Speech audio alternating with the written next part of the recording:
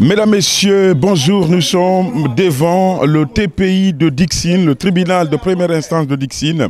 Ce tribunal devrait rendre ce vendredi 16 mai 2025 une décision importante pour l'Union des forces démocratiques de Guinée, le parti dirigé par Cellou Dalein Diallo, dans le bras de fer qui l'oppose à Ousmane Gawal Diallo.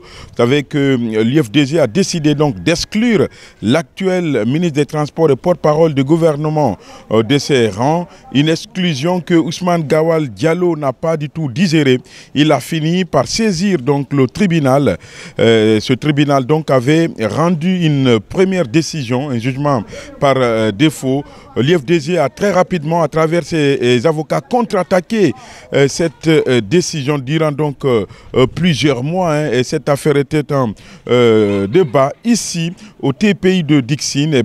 La décision devrait tomber ce matin, mais sauf que dans le Grand Conakry, les audiences donc ont été renvoyées donc à cause de la prestation de serment des élèves greffiers, des auditeurs de justice.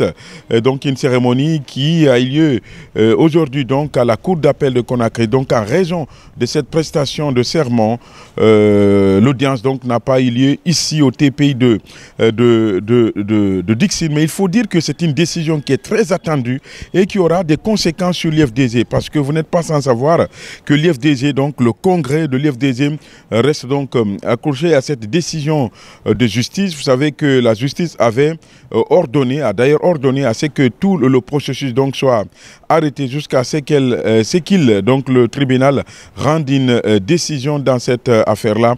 Donc c'est une décision qui aura donc un impact sur l'UFDG. En tout cas, l'UFDG estime que selon elle, donc, le droit sera dit. En tout cas, le parti dirigé par Cellou Dalein Diallo est confiant parce que selon donc, le parti dirigé par Cellou Dalein Diallo, toute la procédure a été respectée à la matière, donc la procédure d'exclusion d'Ousmane Gawal Diallo. Mais de son côté, Ousmane Gawal Diallo est clair, il cesse de le marteler dans les médias. Les textes n'ont pas été donc respectés selon lui. Il y a eu donc vice de procédure. La procédure n'a pas du tout été respectée. Le tribunal de Dixine a la charge donc de départager les parties donc dans ce feuilleton judiciaire, dans ce bras de fer judiciaire. Nous apprenons donc en principe finalement la décision interviendra la semaine prochaine. Les deux parties donc restent accrochées plutôt à la décision du tribunal de première instance de Dixine.